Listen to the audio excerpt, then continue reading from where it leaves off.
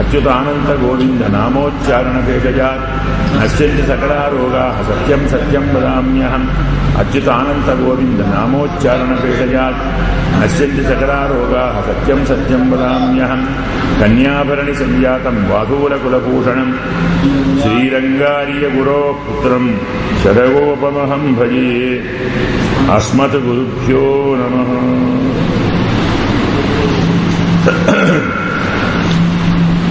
భగవద్ బంధువులరా, మందర ఉపదేశంతో ఎలాగైనా సరే రాముణ్ణి రాజుగా చూడకూడదు, అతన్ని అరణ్యంలోకి పంపాలి, నా కుమారుడైన భరతుణ్ణి యువరాజుగా చేయాలి. స్వధోక్తాసా సమాస్వస్థ వక్తుకామా తదప్రియం పరిపీడయితుం భూయః భర్తారం ఉపచక్రమే. అంటే మనం ఈరోజు ఇప్పుడు చెప్పుకోవలసినటువంటి విషయానికి నాందిగా మనం శ్లోకం చదివాం. ఎలా ఉంది కైక, ఎలా ఉంది? విదర్శిత యదాదేవి కుబ్జయా పాపయా భృశం. పాపబుద్ధి అయినటువంటి కుబ్జ అంటే మందర తన మతి వైదగ్ధ్యాన్ని చాతుర్యాన్ని చూపెట్టి కైకను తాను అనుకున్న రీతిలో సిద్ధం చేసింది. అంటే రామచంద్రుణ్ణి అరణ్యానికి పంపటానికి కావలసిన ఏర్పాటు పూర్తి చేసిందన్నమాట. న్యాయంగా కుబ్జే పూర్తి చేసింది. ఆమె బోధలు పూర్తిగా విని తదా సేతేస్మ సా భూమవు దిగ్ధ విద్యేవ కిన్నరి. బాణముతో కొట్టబడిన లేడి పిల్లవలే. చాలామంది అర్థం తెలియక కిన్నరి అంటే కిన్నర కన్య అనుకుంటారు. కిన్నరి అంటే అర్థం లేడి పిల్ల. దిగ్ధ విద్యేవ అంటున్నాడు. విషముతో పూయబడిన బాణముతో కొట్టబడిన లేడిపిల్ల. ఎందుకు ఆ మాట చెప్పాడంటే ధర్మశాస్త్రంలో నా కళంజం భక్షయేత్ అని ఒక నిషేధం, ఒక వాక్యం ఉంది, నియమం. కళంజమును తినరాదు. కళంజము అంటే ఏమిటి?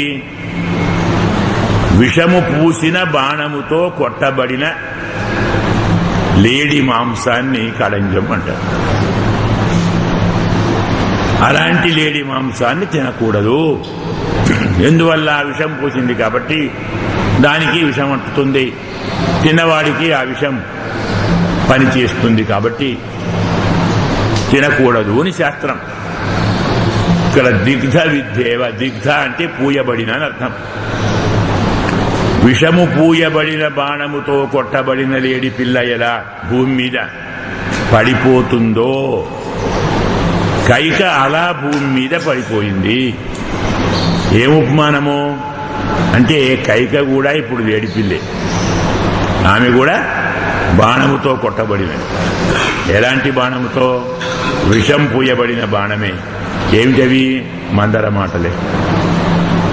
అప్పటిదాకా బాగుంది కదా, రాముడు నాకు కావలసిన వాడు, భరతుని కంటే నాకు ఇష్టడు, నేను ఆనందిస్తున్నాను అన్న కైక రాముని అడవికి పంపకుండా నేను ఈ గదిలో నుంచి బయటికి వెళ్ళను అన్నారంటే మరి విషం పూసినట్టే కదా.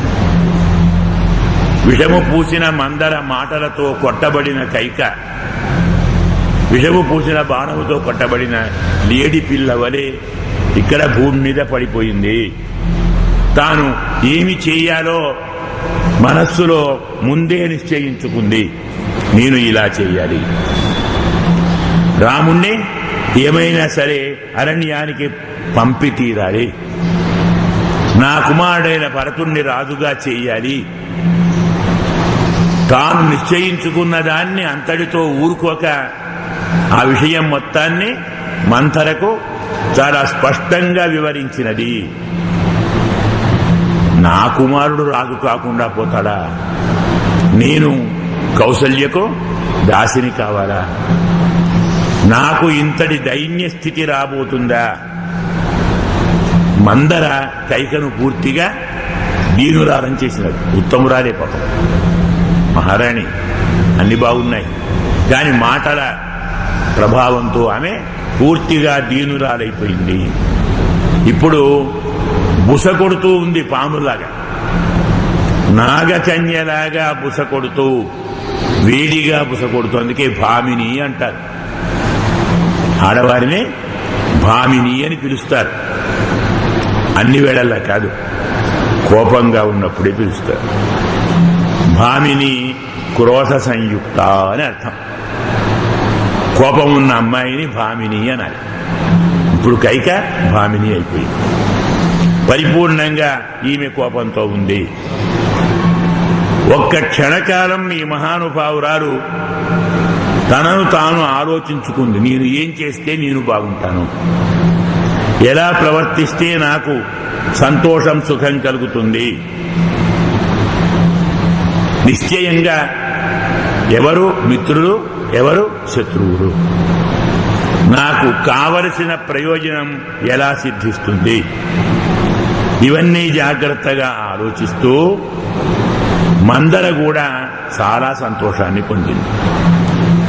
నేను అనుకున్న దారిలోకి కైకను తీసుకొచ్చాను. మా యజమానురాలు రాజమాత అవుతుంది. నాకు రాజమాతృ దాసీత్వం అనేటువంటి ఒక పెద్ద పట్టం వస్తుంది. అప్పుడు నేనే అందరినీ పరిపాలించవచ్చు. ఇలా భావించి ఆమె సంతోషంగా ఉంది. కైక బాగా కోపించినట్టు గుర్తుగా తాను అప్పటిదాకా ధరించినటువంటి అన్ని పుష్పముల హారములను, బంగారు హారములను అన్నీ తీసి అవతల పారవేసినది. అంటే మెళ్ళో ఎలాంటి హారము లేకుండా భూమి మీద పడుకొని, కైక అంటే ఎలా ఉండాలో అలా లేదు. ఆమెకిప్పుడు పూర్వ శోభ ఏమాత్రమూ లేదు. నక్షత్రాలు లేనటువంటి ఆకాశంలాగా ఉంది, చంద్రుడు లేనటువంటి నక్షత్రాలలాగా కనపడుతుంది. కోపగృహంలోకి వెళ్ళింది. రాజులకు ఏ గదికి, ఏ ఇల్లుకు ఆ ఇల్లు వేరే. కోపం వస్తే ఒక ఇల్లు, సంతోషం వస్తే ఒక ఇల్లు, ఆనందం వస్తే మరొక ఇల్లు, వరాలు ఇయ్యాలంటే ఇంకో ఇల్లు.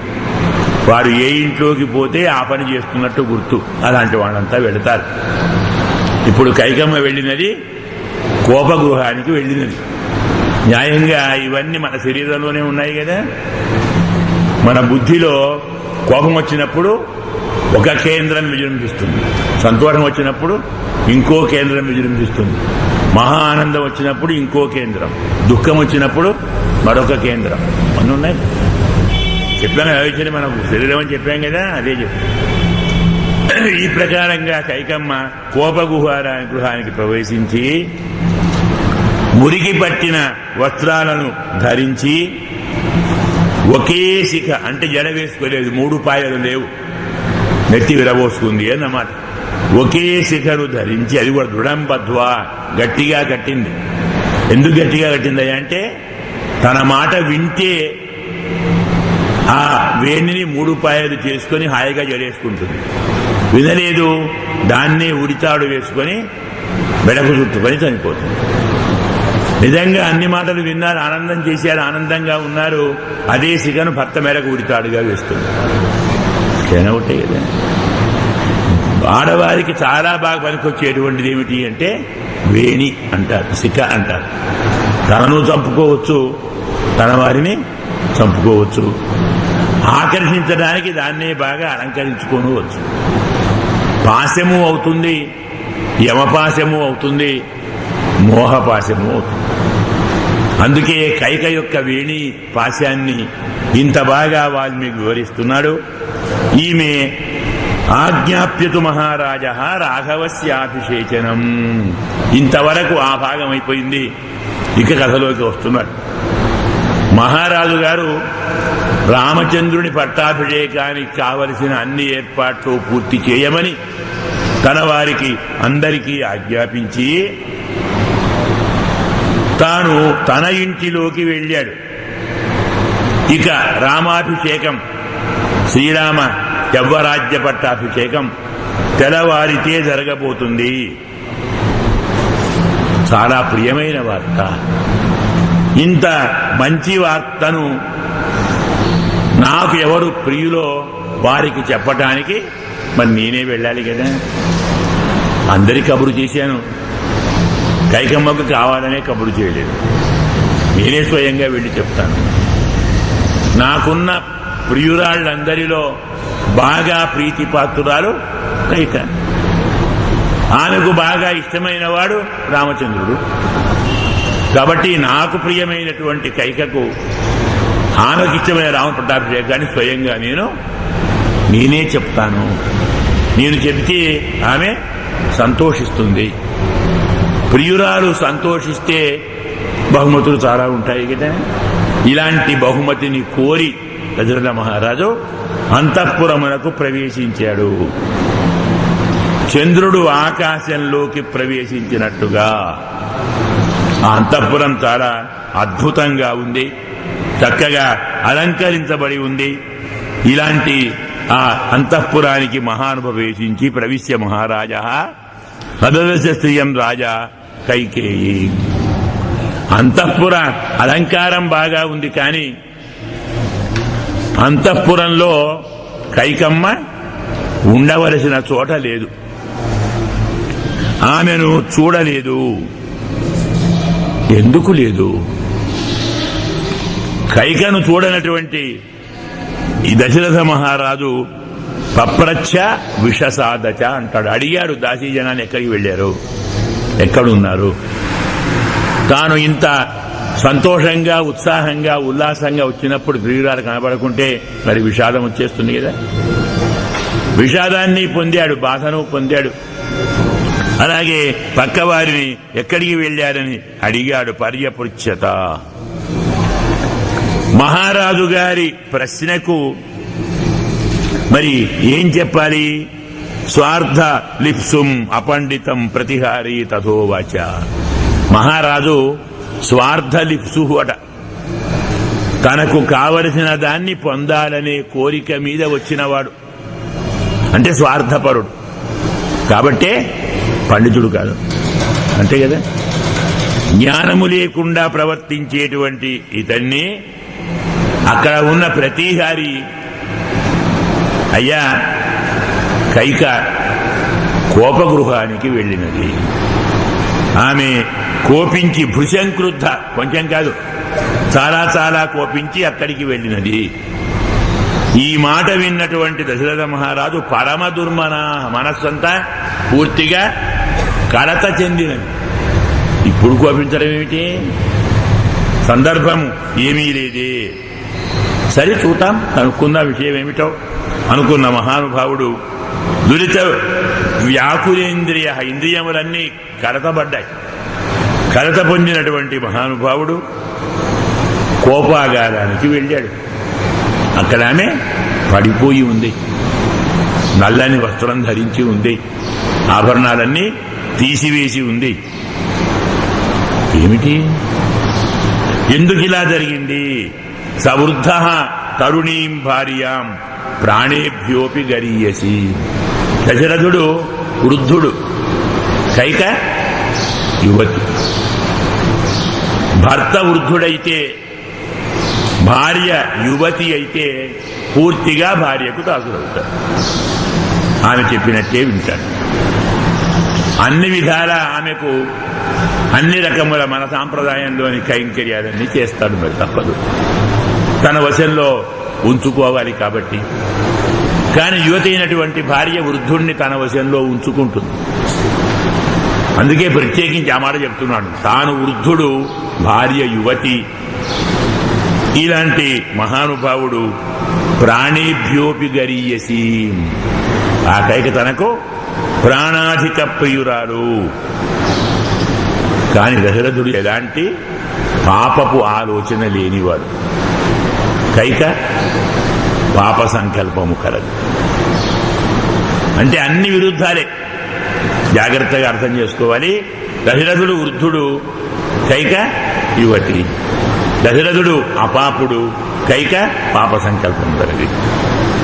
పూర్తిగా వ్యతిరేకంగా ఉన్నారు. అపాపహ పాప సంకల్పం తదర్శ ధరణీ తరే, భూమి మీద పడుకొని ఉండటాన్ని చూచాడు. నరికి వేయబడిన లత ఎలా భూమి మీద పడి ఉంటుందో కైకమ్మ అలా పడి ఉంది. కొట్టబడిన లేడిపిల్లలాగా ఉంది. స్వర్గం నుంచి జారిపడిన అప్సరసలాగా ఉంది. పరమాత్మ నిగ్రహాన్ని పొందినటువంటి మాయలాగా ఉంది.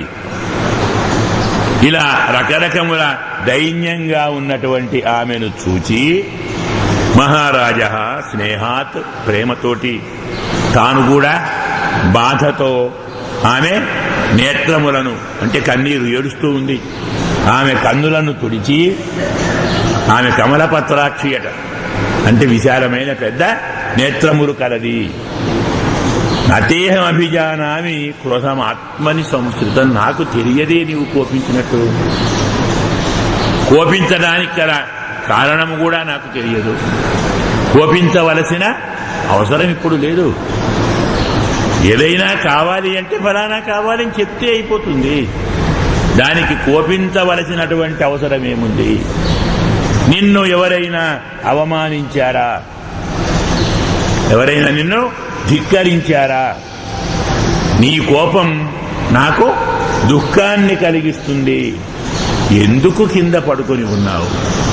ఎందుకు నీవు ఆభరణాలు లేకుండా ఉన్నావు? బాగా చెప్పాలంటే దెయ్యం పట్టిన దానిలాగా ఉన్నావు అంటున్నాడు. భూతోపహత చిత్తేవ. భూతం అంటే దెయ్యాలే కదా. దెయ్యం పట్టినటువంటి దానిలాగా ఎందుకున్నావు? నా మనస్సును ఎందుకు ఇలా కలచి వేస్తున్నావు? శరీరంలో కానీ మనస్సులో కానీ ఏదైనా నీకు అనారోగ్యం ఉన్నట్టయితే చక్కని వైద్యులు ఉన్నారు, వాళ్ళని పిలుద్దాం. వారు నీ వ్యాధి మూలాన్ని గుర్తించి మంచి మందులిచ్చి వ్యాధిని తొలగిస్తారు. శరీరంలోని బాధను తొలగించడానికి వైద్యులున్నారు, మనస్సులో ఉంటే నేనున్నాను తొలగించడానికి. అయినప్పుడు నీవు ఇలా కోపించి పడుకోవటానికి కారణం ఏదీ కనపడటం లేదు. పోనీ నీకెవరికైనా కోపం వచ్చిందా? ఎవడా దౌర్భాగ్యుడో చెప్పు, వానికి అన్ని అప్రియాలు కలిగిద్దాం. పోనీ నీకెవరైనా బాగా నచ్చారా, అనుగ్రహించావా? చెప్పు, వాడికి ఏ రాజ్యం కావాలో ఆ రాజ్యం ఇద్దాం. నీవు సంతోషించిన వాడికి రాజ్యాన్ని ఇద్దాం, నీవు కోపించిన వాడిని శిక్షిద్దాము. ఎవడు ఉత్తమ సంపదను పొందాలి, ఎవడు సంపదను పోగొట్టుకోవాలి చెప్తే చేస్తాం కదా. ఈ మాత్రానికి నీవు ఎందుకు ఏడుస్తున్నావు? మా రౌత్సీహి మా కార్షీస్త్వం, నీవు ఏడవకు, ఇలా విలపించకు. సంపదగని వాణ్ణి ఎవరినైనా చంపమంటే చెప్పవదా, శిక్ష ఇద్దాం, వాణ్ణి వధిద్దాం. సంపదగిన వాణ్ణి రక్షించమంటే నీ వాడికి చెప్పు, రక్షిద్దాం.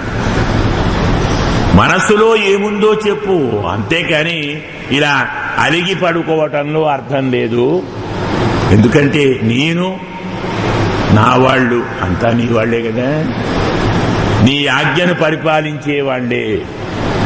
ఎప్పుడూ నీ అభిప్రాయానికి వ్యతిరేకంగా ఎవ్వరూ ఇక్కడ ప్రవర్తించేవారు లేరు, నీ మాట కాదనేవారు లేరు. నా జీవితంతో నా ప్రాణంతో ఒట్టేసి మరీ చెప్తున్నాను, ఎప్పుడు నేను నీ మాట కాదనేవాణ్ణి కాదు. ఈ భూమండలం ఎంతవరకు ఉందో, ఎంతవరకు నా రాజ్యం ఉందో అదంతా నీ రాజ్యమే. నీకు ఏ రాజ్యం కావాలి, ఏ గ్రామాలు కావాలి, ఏ సీమలు కావాలి, ఏ సంపదలు కావాలి, ఏం కావాలో చెప్పు.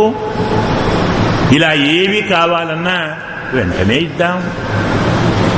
మనస్సులో ఏదో చిన్న కోరికను పెట్టుకొని ఆ కోరికను కోపంగా మార్చుకొని ఇలా నన్ను బాధించి ప్రజలను బాధించి అతి త్వరలో జరిగే మహా ఉత్సవానికి ఎందుకు అడ్డంకుగా ఏర్పడతావు? ఏం కావాలో చెప్పు, నీవు ఏమి అడిగినా ఇవ్వటానికి నేను సిద్ధంగా ఉన్నాను. ఇంత స్పష్టంగా చెప్పి తథోక్తాసా సమాస్వస్థ వక్తు కామా తదప్రియం. ఓదార్చబడినది అంటే ఆమె కోపము దుఃఖము సగం భాగాలు తగ్గిపోయాయి. తాను అనుకున్న దారిలోకి వచ్చాడు దశరథుడు. ఏవి కావాలన్నా ఇస్తానన్నాడు కదా. మరి ఇప్పుడు అడగాలి కదా. అందుకే అప్రియమైన ఆ విషయాన్ని చెప్పడానికి భర్తను మరి కాస్త బాధించటానికి కైకమ్మ సిద్ధపడి, ఒక్కసారి మనసు ఉన్నదాన్ని చెప్తే కష్టం కదా, అతన్ని ఇంకా తయారు చేయాలి. ఏం కావాలన్నా ఇస్తానన్నాడు. తాను ఏం కోరుతుందో అతనికి తెలియదు. ఏదో రత్నాలు వజ్రాలు మురహాలు ఆభరణాలు రాజ్యాలు వస్త్రాలు అనుకుంటుంది. పాపం అనుకుంటున్నాడు. తన కోరిక వేరే ఉంది కదా. అంత పెద్ద కోరికను కాదనకుండా ఇవ్వాలి అంటే ఇంకొంచెం మహారాజు గారిని మరి కాస్త కీ బాగా ఇవ్వాలి. అందుకే తమ్ మన్మథ శరైర్విద్ధం, అతను వచ్చినది ఎందుకు? ప్రియురాలితోటి ఆనందించటానికి వచ్చాడు. మన్మథ బాణాలతో కొట్టబడి వచ్చాడు. మొదలే చెప్పుకున్నాం కదా. ఆమెకు ఇష్టమైన రాముని పట్టాభిషేక వార్తను ఆమెకు చెప్తే ఆమె సంతోషిస్తుంది. ప్రియురాలు సంతోషిస్తే ప్రియునికి ఆనందాన్ని ఇస్తుంది. ప్రియురాలు ఇచ్చేటువంటి ఆనందాన్ని పొందటానికి వచ్చాడు దశరథుడు. ఎందుకు అనర్థం జరిగింది అంటే జాగ్రత్తగా ఆలోచిస్తే మనకు కూడా అర్థమవుతుంది.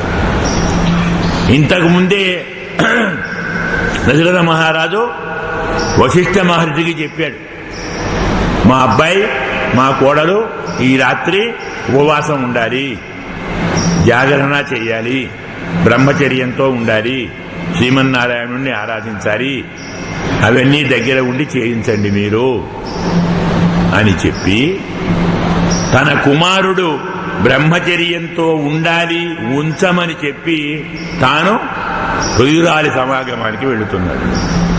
ఎంత బాగుందండి. ఛార్జీ తీసుకునేవాడు బ్రహ్మచర్యంతో ఉండాలి, ఛార్జీ ఇచ్చేవాడు ఉండొద్దా? ఏం ధర్మం అండి ఇది? ఎక్కడ దశరథుడు దారి తప్పాడో అర్థమైంది కదా. పట్టాభిషేకం రేపన్నప్పుడు ఈరోజు ఎన్ని సంభారాలు చేయాలి, ఎన్ని వ్రతాలు చేయాలి, ఎన్ని పూజలు చేయాలి, ఎన్ని మంత్రాలు, ఎన్ని యాగాలు, తాను ఒక రాజుగా దగ్గర ఉండి ఎన్ని చేయించాలి.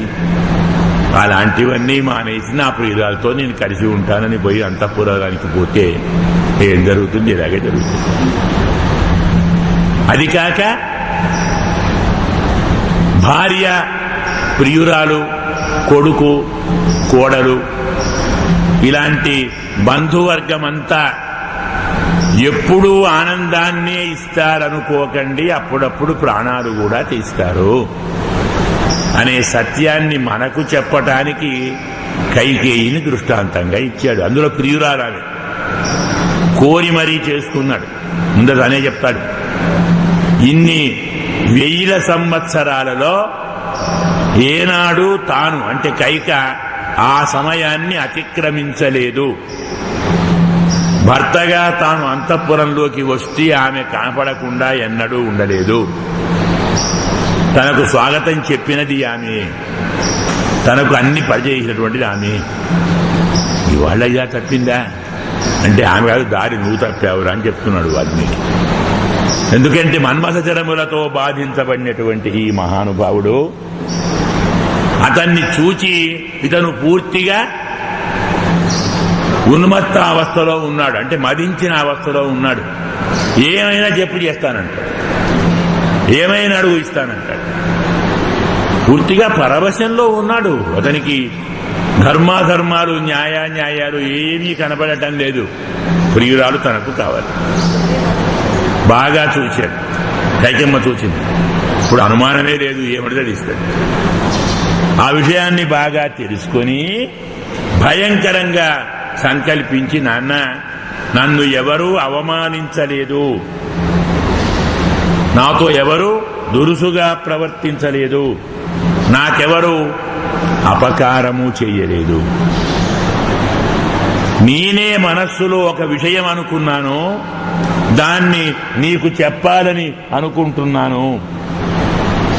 నేను అనుకున్న దాన్ని తప్పకుండా చేస్తానని నీవు ప్రతిజ్ఞ చేస్తే, అంటే ప్రమాణం చేస్తే, అప్పుడు నేను ఏమనుకున్నానో చెబుతాను. అంటే ఆమె స్వామిని దశరథ మహారాజును నమ్మటం లేదు.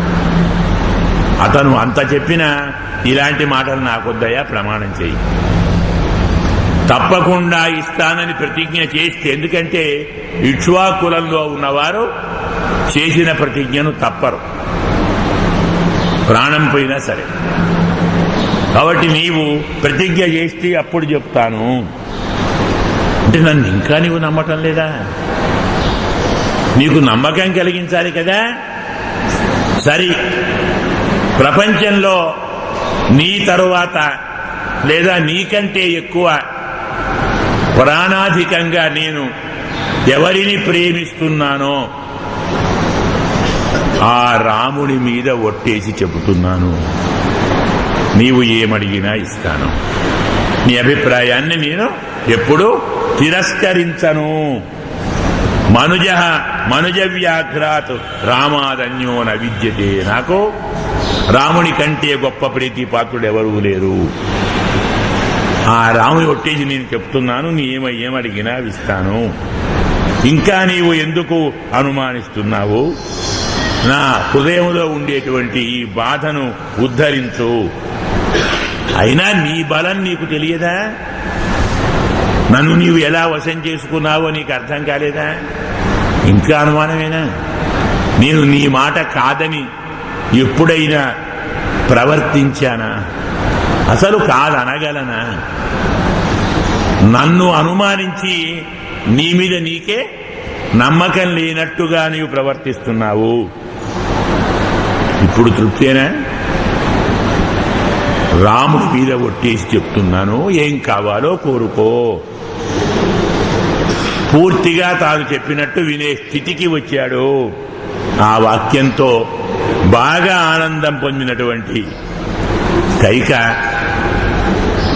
మరి చాలా జాగ్రత్తగా, ఎంతో నమ్మకంతో, దృఢంగా నీవు ఒట్టి పెట్టి చెబుతున్నావు. అడిగిందంతా ఇస్తానని వరము కూడా ఇస్తున్నావు. అయ్యా, నా భర్త మా మహారాజు ఇంతగా ఒట్టు పెట్టి నేను అడిగిన దాన్ని ఇస్తానని ప్రమాణం చేశాడు. 33 కోట్ల దేవతల్లారా మీరందరూ వినండి. రేపు పొరపాటున కాదంటే మీరొచ్చి సాక్ష్యం చెప్పాలి. అంటే ఆమె సాక్ష్యాన్ని కూడా కూర్చుకుంటున్నది. చంద్రుడు, సూర్యుడు, ఆకాశము, గ్రహములు, రాత్రి పగలు, దిక్కులు, జగత్తు, పృథివీ, గంధర్వులు, రాక్షసులు, పిశాచములు, ఇలా ఎన్నెన్ని ప్రాణులున్నాయో అవన్నీ వినండి. మా రాజు సత్యసంధుడు, మహాతేజస్వి, ధర్మం బాగా తెలిసినవాడు, నిజమునే పలికేవాడు, పరిశుద్ధుడు. అలాంటి వాడు నాకు వరమునిస్తున్నాడు. అడిగిన దాన్ని ఇస్తానని ప్రతిజ్ఞ చేశాడు. సర్వే శృణ్వంతు దేవతా, దేవతలందరూ దీన్ని శ్రద్ధగా వినండి అని ఒకసారి లోకమును ఈ కార్యక్రమానికి సాక్షిగా పెట్టి మహారాజును దగ్గరికి తీసుకొని చేతితో అతన్ని నిమిరి అప్పుడు మాట్లాడుతూ ఉంది. వరం ఇస్తానన్నావు కదా, నేను కొత్తగా ఎలాంటి వరమును అడగను. నాకు ఇదివరకు నీవు ఏ వరములిచ్చావో వాటినే అడుగుతాను. నేను పాత వాటిని అడుగుతాను, కొత్త వాటిని అడగను.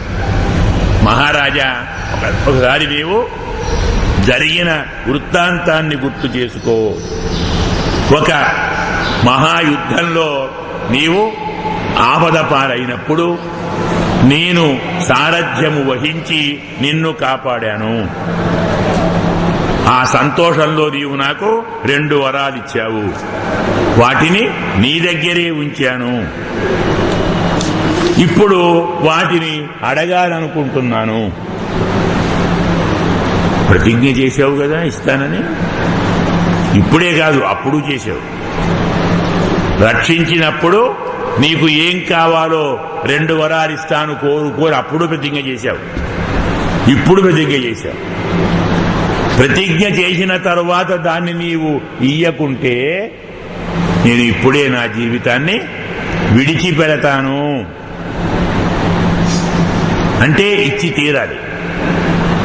ప్రతిజ్ఞ కోసమైనా ఇవ్వాలి, నా కోసమైనా ఇవ్వాలి. వరం ఇవ్వలేదు, నేను ప్రాణాలు విడిచిపెడతాను. ఇలా అన్ని రీతిలుగా కైక దశరథ మహారాజును బంధించింది. పద్మవ్యూహంలో పరిపూర్ణంగా బంధించి అతను కాదు అనటానికి వీలు లేని రీతిలో పూర్తిగా ఆమె నిర్మించిన పంజరంలో చిక్కుకున్నాడు. పాశములతో లేడి కట్టుబడ్డట్టుగా దశరథుడు కట్టుబడ్డాడు. ఎందుకు? ఆత్మ వినాశనానికి కట్టుబడ్డాడు. అభ్యుదయానికి కాదు, అభివృద్ధికి కాదు, తన నాశానికి తాను కట్టుబడ్డాడు. ఆమె బంధంలో చిక్కుకున్నాడు. అప్పుడు ఈ మహానుభావుణ్ణి కైక తన వరములు ఏమిటో చెబుతుంది. తదా అహమద్యైవ వక్ష్యామి శృణుమే వచః. ఇప్పుడే చెప్తున్నాను, నా మాటను మీరు జాగ్రత్తగా వినండి. ఇప్పటిదాకా నీవు రామచంద్రుని అభిషేకానికి ఎన్ని సన్నాహాలు చేశావో, ఈ అన్ని సన్నాహాలతో భరతునికి అభిషేకం చెయ్యాలి. ఇది నా మొదటి వరము. ఇక 2వ వరము, రామచంద్రుణ్ణి 14 సంవత్సరములు అరణ్యమునకు పంపాలి. ఈ 2 వరాలు కోరుతున్నాను. ఇవి కూడా నేను ఇప్పుడు కోరటం లేదు, ఇప్పటివి కోరటం లేదు. ఈ వరములు కొత్తవి కాదు, నాకు నీవు కొత్తగా ఇచ్చినవి కావు. ఎప్పుడో సంతోషంతో నీవే అడిగి మరీ ఇచ్చావు.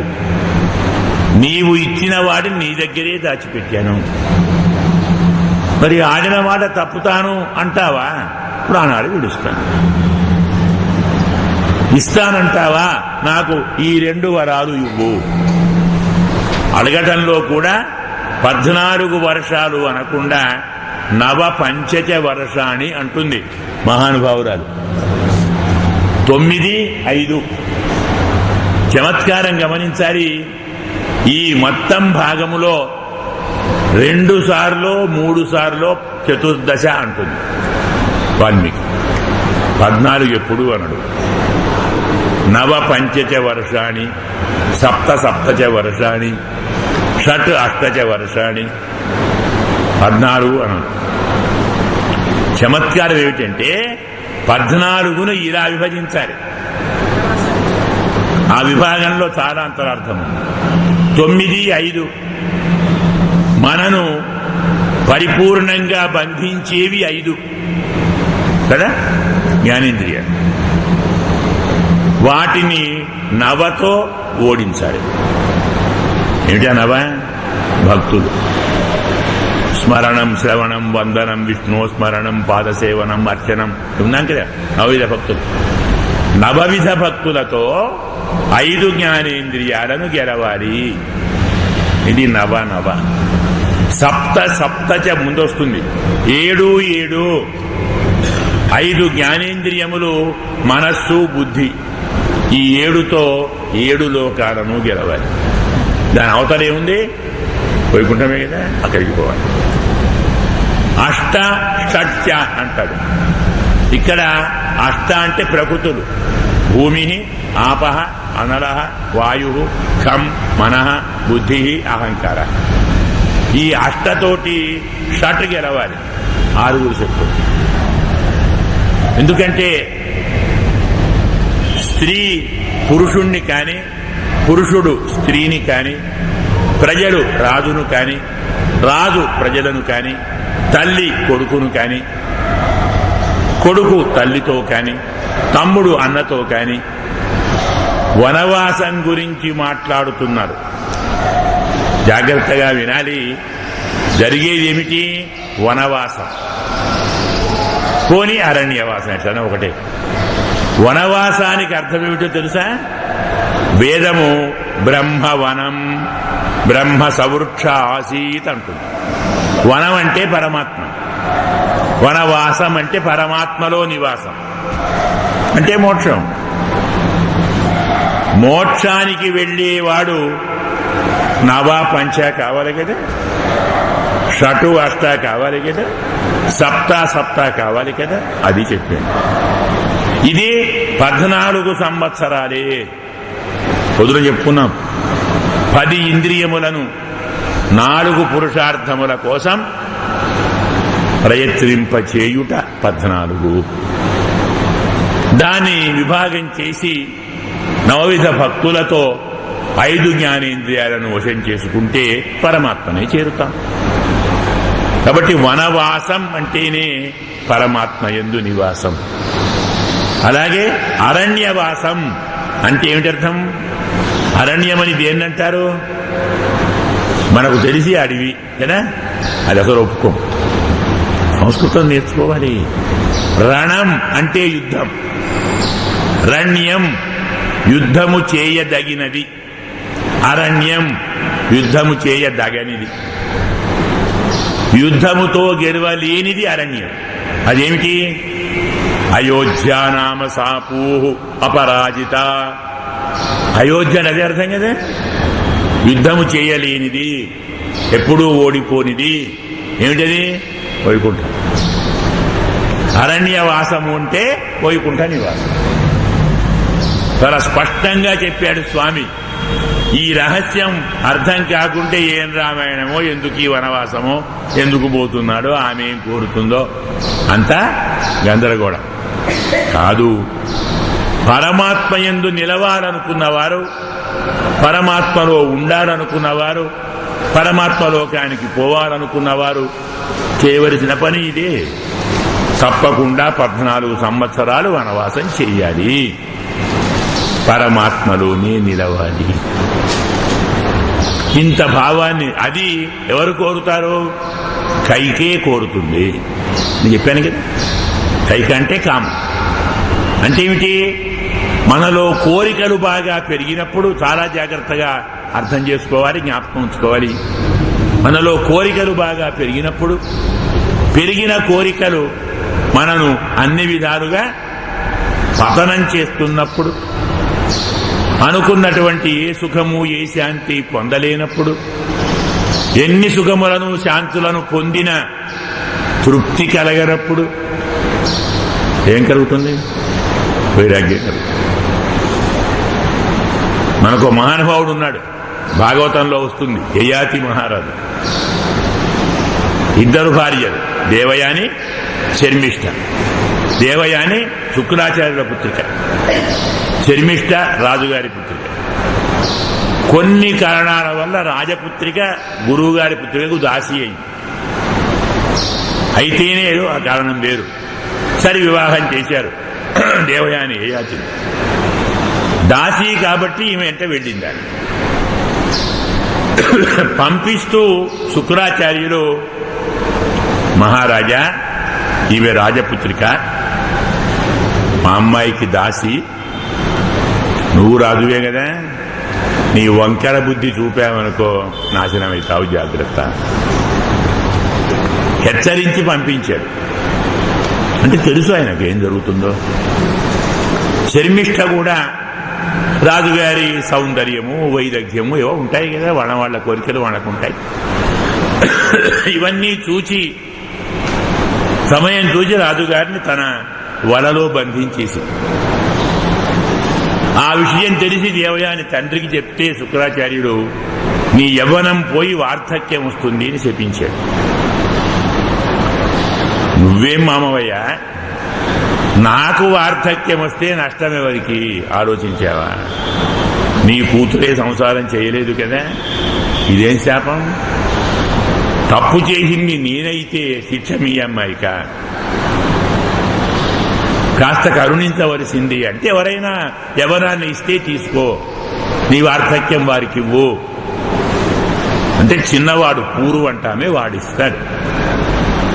యవ్వనాన్ని తీసుకున్నప్పుడు ఒక మాట ఇచ్చాడు యయాతి, 1000 సంవత్సరములు నేను అనుకున్న అన్ని భోగములను అనుభవించి మళ్లీ నీ యవ్వనాన్ని నీకిస్తాను మాట ఇచ్చాడు. నాన్నగారు అడిగితే ఏమంటాడు పిల్లవాడు? ఇచ్చేసాడు. 1000 సంవత్సరాలు అయిపోయింది, ఏం చేయాలి ఇప్పుడు? ఇవ్వాలి కదా, ఇంకా సరిపోలేదు అన్నాడు. నేనింకా తృప్తి పొందలేదు, సరే ఇంకో 1000, ఇంకో 1000, ఇంకో 1000, 16,000 సంవత్సరాలు అనుభవించాడు. అప్పుడు తెలుసుకున్నాడు తృప్తి కలిగేది కాదు, కామభోగాలకు మందు విరక్తి తప్ప అనురక్తి కాదు. నజాతు కామకామానాం ఉపభోగేన శామ్యతి. కోరికలనేవి అనుభవంతో చల్లారవు, వైరాగ్యంతో చల్లారుతాయి. తెలుసుకొని భార్యలకు చెప్పి యవ్వనాన్ని మళ్లీ కుమారునికిచ్చి తాను అరణ్యానికి వెళ్ళాడు. అంటే కోరికలు బాగా విజృంభించిన సమయంలోనే చివరికి ఆ కోరికలే మనకు విరక్తిని కలిగిస్తాయి, కోరికే పరమాత్మ యందు మనస్సును కలిగిస్తాయి అనే తత్వాన్ని చెప్పటానికి కైకే దశరథుణ్ణి 14 సంవత్సరాలు రాముణ్ణి వనవాసానికి పంపమని కోరినది. ఈ ఘట్టానికి, ఈ సన్నివేశానికి ఇది అద్భుతమైన అంతరార్థం. దీన్ని మనం తెలుసుకోని నాడు కథ మాత్రం విన్నామనుకోండి, ప్రయోజనం అంటూ ఏమీ ఉండదు. ఈ రీతిలో కైక తన మనస్సులో ఉన్నటువంటి భావాన్ని చెబితే, సరాజరాజుభవ సత్యసంగ్రహ, మహారాజా ఇవి నా మనస్సులో ఉన్న కోరికలు, మరి నీవు సత్యప్రియుడవు కదా, సత్యసంధుడవు కదా, నీ ప్రతిజ్ఞను నిజము చేయవలసినది. నీ కులాన్ని రక్షించుకో, నీ శీలాన్ని రక్షించుకో, స్వర్గలోకంలో సీటు రిజర్వ్ చేసుకో, మాట తప్పావనుకో నరకానికి పోతావు.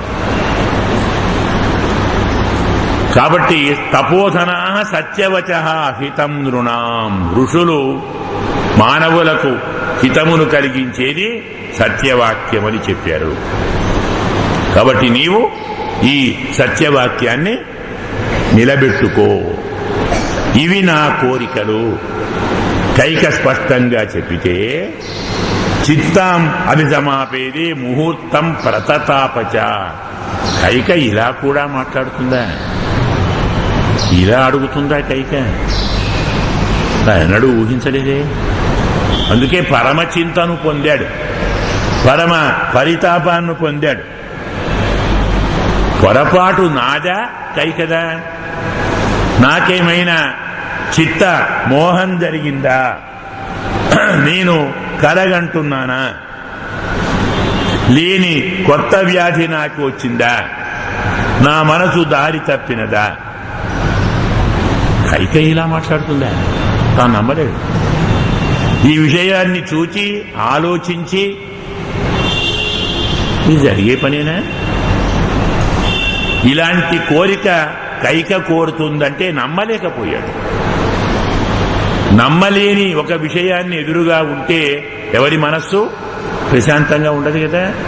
అతనికి సుఖము సంతోషం పూర్తిగా లేకుండా వ్యధ పొందాడు, పూర్తిగా దీనుడయ్యాడు.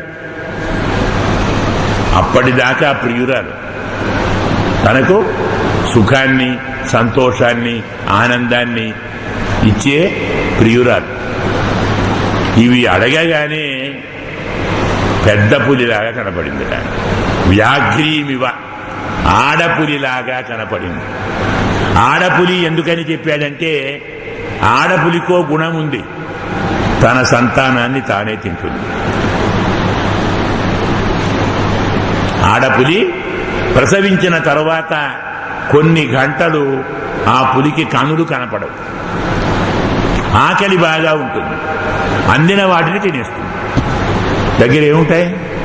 తన పిల్లలే ఉంటాయి, అదే తినేస్తుంది. అందుకే స్వామి ప్రసవించగానే పులి పిల్లలు పుట్టగానే దూరంగా పరిగెత్తుతాయి, తల్లి దగ్గర ఉండవు. అడుగుల చప్పుడును పట్టి పులి గుర్తుపడుతు, ఇక్కడ తాని జంతువు ఉన్నది అని పాక్కుంటూ పోయి దాన్ని తినేస్తుంది. పుత్రపుత్రాదిని వ్యాఘ్రిని అంటారు శాస్త్రాలు. తన పుత్రులను తానే తినేది ఆడపులి. అర్థమైందే? దశరథుడు కైకను ఆడపులిగా చూచాడు అంటే ఏమర్థం? పుత్రుణ్ణి తినేది అన్నమాట. రాముడు పుత్రుడే కదా. అందుకు పెద్ద పులిలాగా చూచి మహానుభావుడు భయపడ్డాడు. పాము తనను కట్టివేసినట్టుగా బాధపడ్డాడు, పూని పాము కాటు వేసినట్టుగా బాధపడ్డాడు.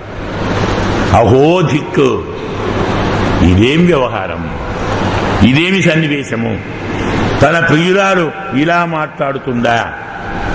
ఒక్కసారి ఇది నిజమే తెలుసుకున్నాడు. తాను అడుగుతూ ఉన్నది, ఇంకా కాదని ఏమంటా? ఇక ఇలాంటి ఆమెను ప్రేమిస్తే ప్రయోజనం లేదు, శిక్షించాలి, శాసించాలి. ఒక్కసారి రాజుగారికి కోపం వచ్చేసింది. తన తేజస్సుతో ఆమెను కాల్స్తూ ఉన్నట్టుగా నృశంసే దుష్టచారిత్తే కులస్యాస్య వినాశిని, మనిషి అని నిన్ను పిలవటానికి కూడా నాకు మనసు ఒప్పటం లేదు. ఇంత దుష్టమైన నడగల మహానుభావురాలవా, ఈ కులాన్ని నీవు కళంకం చేస్తున్నావు. అయినా రాముడు నీకేం అపకారం చేశాడు?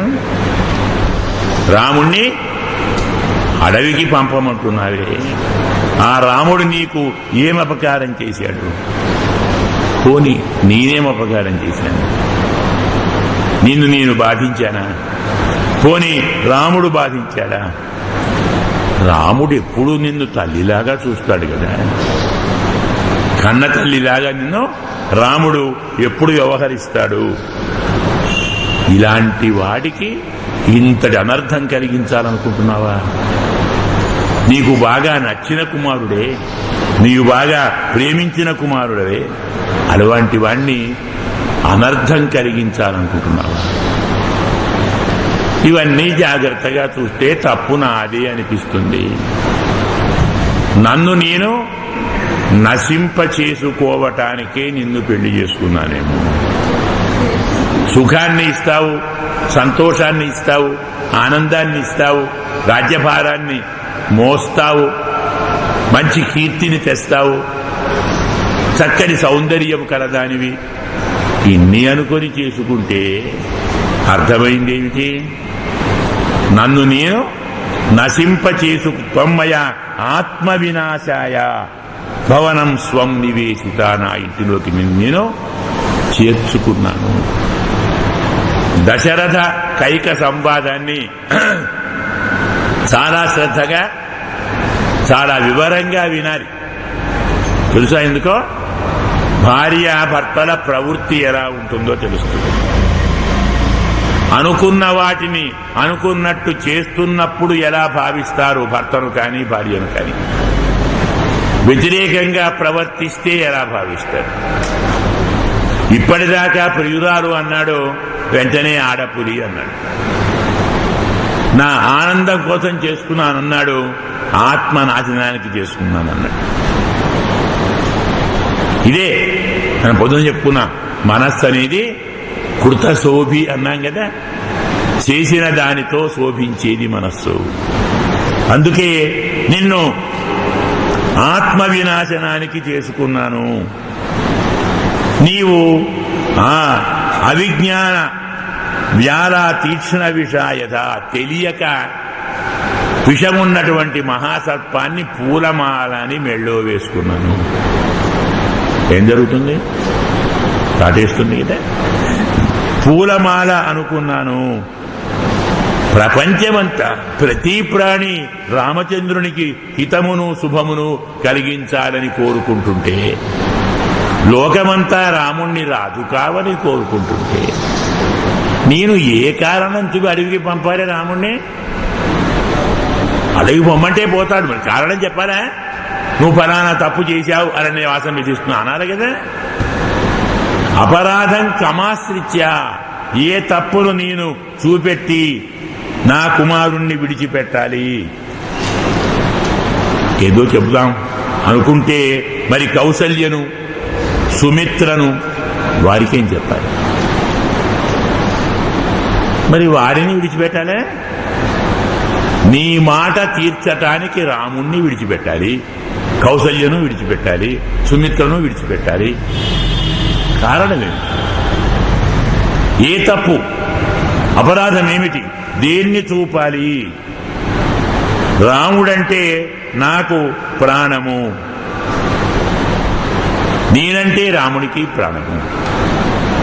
తండ్రి గారంటే రామునికి ఎనలేని ప్రేమ ఉంది. ఎప్పుడు రాముణ్ణి చూచినా నా మనస్సు పరమ ఆనందాన్ని పొందుతుంది. అసలు రామచంద్రుణ్ణి చూడకుండా నేను బతకగలనా? నా మనస్సు మూర్ఛను పొందుతుంది. ఒక విషయం తెలుసుకో, సూర్య భగవానుడు లేకుండా లోకముంటే ఉంటుందేమో, నీరు లేకుండా పంట పండితే పండుతుందేమో, రాముడు లేకుండా మాత్రం నేను బ్రతకలేను. ఎందుకొచ్చిన పేచి విడిచిపెట్టు. ఇలాంటి దుష్ట సంకల్పాన్ని నీవు విడిచిపెట్టు. ఈ నిశ్చయం చాలా పాప నిశ్చయం. దీనివల్ల చాలా చాలా అనర్థాలు జరుగుతాయి. ముందుగా హెచ్చరిస్తున్నాను, నీవు వీటిని విడిచిపెట్టు. నీకు పోని ఏదైనా పంతం ఉంటే చెప్పు. రాజుగారు, దేశానికి రాజు నా కాళ్ళు పట్టుకోవాలి అనుకుంటే పట్టుకుంటాను. పెద్దగా మునిగిపోయింది ఏం లేదు. రాముడు బాగుంటే చాలు, లోకం బాగుంటే చాలు.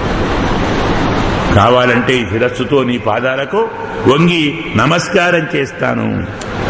అసలు ఇంత పరమ భయంకరంగా ఎందుకు ఆలోచించావు? ఎప్పుడైనా కైక ఇలా ఆలోచిస్తుందని అనుకుంటామా? లేకుంటే నేను ఎలా ప్రవర్తిస్తానో తెలుసుకుందామనుకుంటున్నావా? నా ప్రవృత్తిని, నా హృదయాన్ని పూర్తిగా తెలుసుకోవాలని ప్రయత్నిస్తున్నావా? భరతునికి ప్రీతిని కలిగిస్తానో లేదో అని నీవు ఆలోచిస్తున్నావా? అలాగే అయితే నీవు చెప్పినట్టుగానే కాని రాముడు మహానుభావుడు, అతను ధర్మజ్యేష్ఠుడు. ధర్మం అంటే ఎవరు? రాముడే. అతను పెద్ద కుమారుడు. ఇలాంటి వాడు నిన్నెప్పుడూ సేవించేవాడు. నిరంతరం నీకు అన్ని రకముల ఇష్టాలను, సంతోషాన్ని కలిగించేటువంటి వాడు. వాణ్ణి ఏ వంకతో బయటికి నేను పంపాలి? ఒక్కసారి ఈ శూన్యంగా ఉన్నటువంటి కోపగృహానికి నీవు ఎందుకు ప్రవేశించావు? ఇక్ష్వాకు వంశంలోకి ఒక మహా విష సర్పం వచ్చినట్టు అర్థమైంది. ఇది పెద్ద ఆపద. అన్యాయం జరుగుతుంది, నీతి విరుద్ధమైన కార్యక్రమం జరుగుతుంది.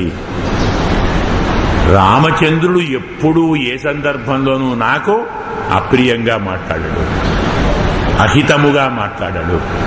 నేను ఏమి చెప్పినా కాదనడు. అడవికి పో నాయన అంటే వెంటనే వెళ్తానంటే. ఇప్పటిదాకా నన్ను రాజును చేస్తానన్నావు, అడవికి బొమ్మంటున్నావు, అడగడు. ఏం మాట్లాడాడు? ఎప్పుడు మహానుభావుడు మాట్లాడలేదు. ఇదివరకు నీవు నాకు రాముడి గురించి చాలా ముచ్చట్లు చెప్తూ ఉండేదానవు కదా. రాముడికి ఎలాంటి ప్రియములు కలిగించాలి, రాముడికి ఏవి ఇష్టమో, రాముడిని ఎలా సంతోషింప చేయాలి, రాముడికి ఏమేమి ఉత్సవాలు చేయాలి, ఇన్ని చెప్తుండేదానవు కదా. ఒక్కసారి నీవు ఇలా ఎందుకు మారిపోయావు? అసలు భరతునికి రామునికి నీ విషయంలో తేడా ఉందా? నీవు ఇద్దరిని వేరువేరుగా చూస్తున్నావా? ఎన్నడూ లేదే. భరతుణ్ణి ఎంత ప్రేమగా చూస్తున్నావో అంత ప్రేమగా నీవు రాముణ్ణి కూడా చూస్తున్నావు. అంత ఇష్టమైన రాముణ్ణి 14 సంవత్సరాలు అడవికి పంపమని నీవు ఎలా కోరుతున్నావు? పరమ సుకుమారుడు, ఎండకన్నో ఎరగనివాడు. అలాంటి రాముణ్ణి అడవికి పంపించామని ఎలా కోరుతున్నావు? నిరంతరం నీకు సేవిస్తూ ఉంటాడు. ఇంకా చెప్పాలంటే భరతుని కంటే ఎక్కువ నిన్ను రాముడే సేవిస్తున్నాడు. నీకన్ని సేవలు రాముడే బాగా చేస్తున్నాడు. భరతుడికి రాముడికి తేడా చూస్తావని నేను అనుకోలేదు. నీవు ఎప్పుడూ ఇలా ప్రవర్తించలేదు. సేవ కానీ, గౌరవం కానీ, ప్రమాణం కానీ, ఆప్యాయత కానీ, అభిమానం కానీ భరతుని కంటే రాముడు ఏమాత్రం తీసిపోడు. ఇంత బాగా ఉంటున్నటువంటి మహానుభావుడు ఎలా అడవి పంపని చెప్తున్నావు? ఒక నిన్నే కాదు, నీకే కాదు, నాకు ఎంతమంది భార్యలున్నారో వారందరినీ రాముడు తల్లుల్లాగానే చూస్తున్నాడు. కౌసల్యను ఎంత ప్రేమగా, ఎంత భక్తిగా చూస్తాడో అందరినీ అంత ప్రేమగా చూస్తున్నాడు. ఇంతమంది స్త్రీలున్నారు, ఇంతమంది పురుషులున్నారు, ఇంతమంది ప్రజలున్నారు. ఏ ఒక్కడైనా రామునికి ఫలానా తప్పు ఉందని చెప్పాడా? రాముని మీదైనా అపవాదము ఉన్నదని చెప్పాడా? రాముడు తప్పు చేశాడు ఎవరైనా ఒక్క మాట చెప్పారా? ఎన్నడైనా రాముడు అధర్మంగా ప్రవర్తించాడని చెప్పాడా? ఎంత మహానుభావుడు రాముడు! అన్ని ప్రాణులను శుద్ధమైన మనస్సుతో ఓదాస్తాడు. ప్రియముగా మాట్లాడుతూ ప్రజలందరినీ తన స్వాధీనం చేసుకున్నాడు. సత్యేన లోకాంజయతి ద్విజాన్ దానేన రాఘవ. రాముడు లోకములను సత్యవచనంతో గెలుస్తాడు, బ్రాహ్మణులను దానముతో గెలుస్తాడు. గురువును శుశ్రూషయా వీర ధనుషా విధి శాస్త్రవాన్. గురువులను సేవతో గెలుస్తాడు, శత్రువులను ధనుస్సుతో గెలుస్తాడు. రాముని చేత గెలవబడని వారు లేరు, అందరినీ గెలుస్తాడు. ఎవరికి ఏవేవి కావాలో అవన్నీ గెలుస్తాడు.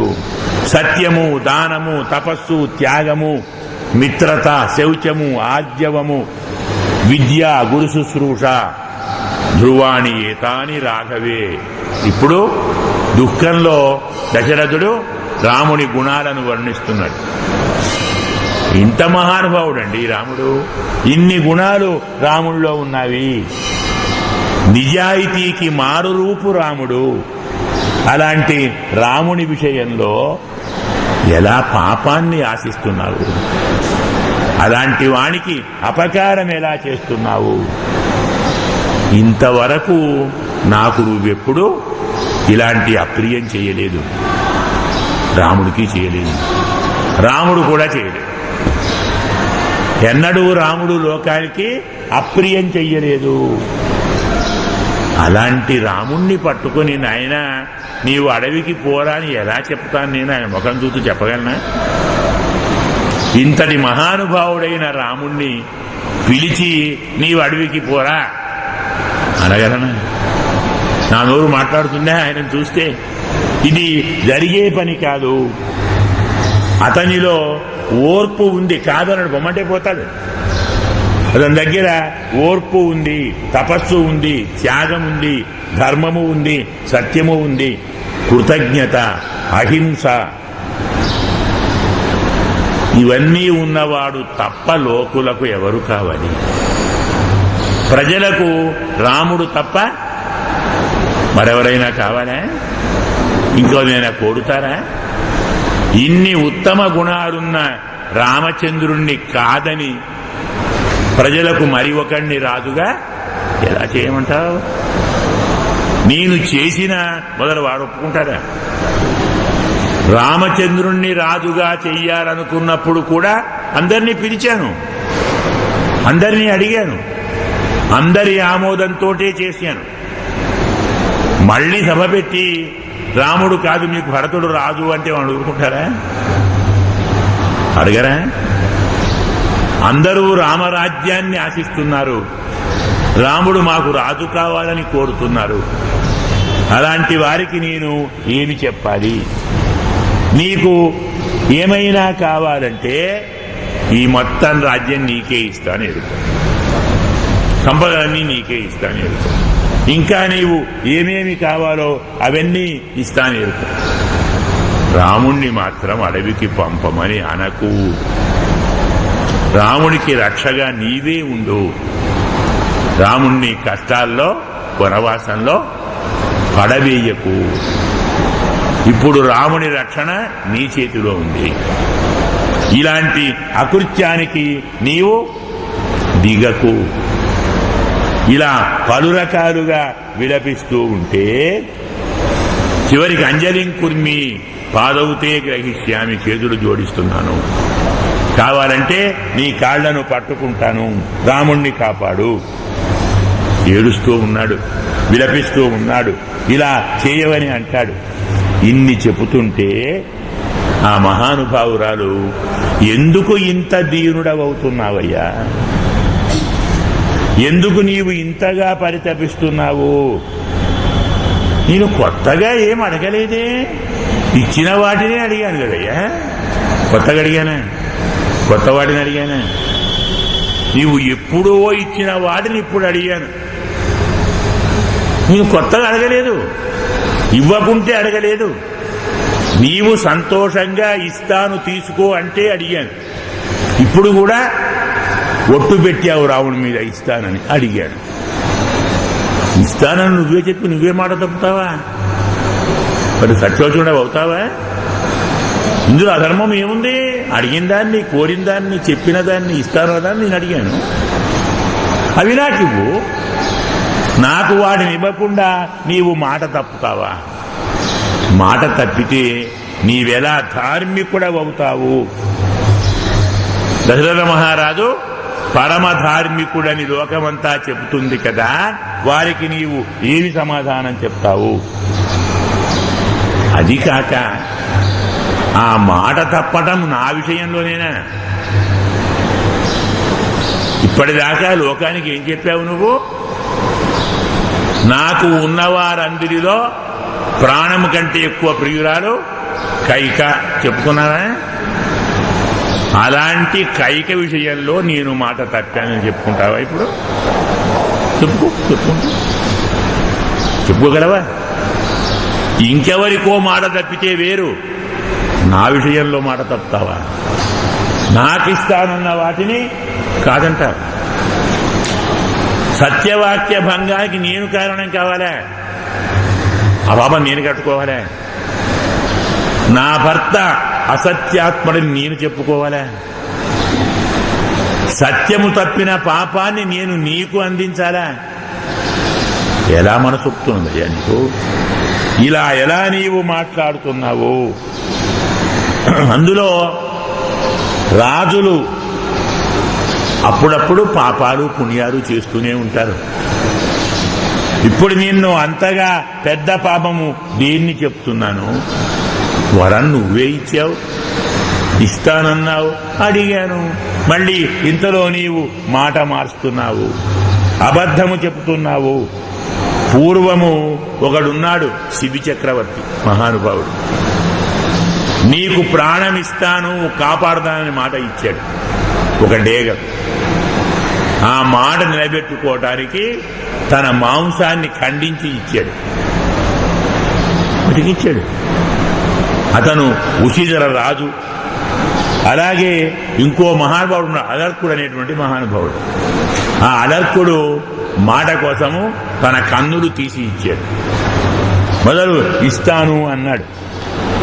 సముద్రం ఎప్పుడూ మాట ఇచ్చి తన సరిహద్దును దాటదు. సముద్రం చెలియలి కట్టను దాటదు.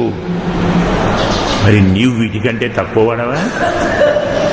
నీవు చేసిన ప్రతిజ్ఞను, నీవు ఇచ్చిన మాటను ఎప్పుడు నీవు తప్పకు. నీ పూర్వ చరిత్రను బాగా నీవు గుర్తు చేసుకో. ధర్మాన్ని తప్పి సత్యాన్ని తప్పి రాముని రాజ్యంలో అభిషేకం చేసి కైకతో కౌసల్యతో కలిసి ఆనందంగా ఉండాలనుకుంటున్నావా? ఇదేనా నీ అభిప్రాయం? ధర్మాన్ని వదిలిపెడతావు, సత్యాన్ని వదిలిపెడతావు, రాముణ్ణి రాజుగా చేస్తావు, తరువాత రామమాత కౌసల్యత ఆమెతో ఆనందంగా ఉంటావు. మరి నేనేం కావాలి? అన్నేం చేస్తావు? నీ అసలు కవడ బుద్ధి ఇప్పుడు బయటపడింది. నీవు ఇలా ప్లాను వేస్తున్నావా? నేను దాన్ని సాగనీయను. ఎందుకంటే అధర్మము కాని ధర్మము కాని నిజము కాని అబద్ధము కాని నాకు నీవు దేన్ని ప్రతిజ్ఞ చేశావో దాన్ని తీర్చి తీరవలసిందే. అలా చేయలేదు, నీవు చూస్తుండగా ఇప్పుడే విషం త్రాగి నీ ముందరే మరణిస్తాను. రామునికి పట్టాభిషేకం చేశావంటే నేను విషం త్రాగి మరణిస్తాను. ఇందులో ఎలాంటి సందేహము లేదు. ఒక్క పూటైనా సరే, ఒక్క క్షణమైనా సరే రామమాత ప్రజలతోటి చేతులు జోడింప చేసుకొని అభివాదాన్ని పొందటం చూస్తే బ్రతకటం కంటే నేను చావటం లేదు. చూడలేను. అది నా వల్ల జరిగే పని కాదు. భరతునితో ఒట్టుపెట్టి నేను కూడా చెప్తున్నాను, నేను అడిగిన ఈ వరములు తప్ప నీవు ఏది ఇచ్చినా నాకు అక్కరలేదు. నేను వేరే వాటిని కోరను. నాకు వేరే వాటితో సంతోషం కలగదు. ఆమె దృఢంగా చెప్పింది. స్వామి దృఢంగా చెప్పాడు. రాజు విలపిస్తూ ఉన్న కైక ఎలాంటి సమాధానం చెప్పలేదు. రాముణ్ణి అరణ్యానికి పంపాలా? భరతునికి ఐశ్వర్యాన్ని ఇవ్వాలా? ఇవి తప్ప కైక మరి వేటిని అడగలేదు. ఎలా ఉందామే? వజ్రంలాగా కఠినంగా ఉంది. ఏమాత్రం అవకాశం తాను ఇవ్వటం లేదు. దశరథుడు రెప్పవేయటం మర్చిపోయాడు. ఆమెను అలాగే చూస్తూ ఉన్నాడు. నా సుఖత ఇంతటి దారుణ వృత్తాంతం నేను చూడగలిగానా? దశరథుడు చింతాక్రాంతుడయ్యాడు. సంతోషము లేదు, ఉత్సాహము లేదు. ధ్యాత్వా రామేజ్ని స్వస్య చిన్న స్తరురివ రామ అని రాముణ్ణి ధ్యానం చేసి నరికి వేసిన చెట్టులాగా మహానుభావుడు పడిపోయాడు. తేజస్సు కాస్తా పోయింది, ఉత్సాహం పూర్తిగా తగ్గింది. అయినా కైక మనస్సులో ఎలాంటి మార్పు లేదు. బాలాయాస్తతో ఇదానింతే లక్ష్యయే విపరీతవతు. మళ్లీ కాస్తైనాక లేచి, ఇంతకాలం నీవు ఎలా ఉన్నావో ఇప్పుడు దానికి వ్యతిరేకంగా ఉన్నావు. అంటే మార్పు నాలో కాదు, నీలో జరిగింది. ఆ భూతం ఏదో వచ్చి నిన్ను ఆవేశించినది. పాపమును మనస్సులో సంకల్పించుకున్నావు. నీవు అనుకుంటే అనుకున్నావు, నేనెలా చేస్తాను? ప్రజలకు నేను ఏమి సమాధానం చెప్తాను? పొరపాటు నువ్వు చెప్పినట్టు చేస్తే దశరథ మహారాజు ఇంత పిల్లవాడా, ఇంత బాలుడా? తాను నచ్చిన ప్రియురాలి కోసం ప్రియపుత్రుని అడవికి పంపుతాడా?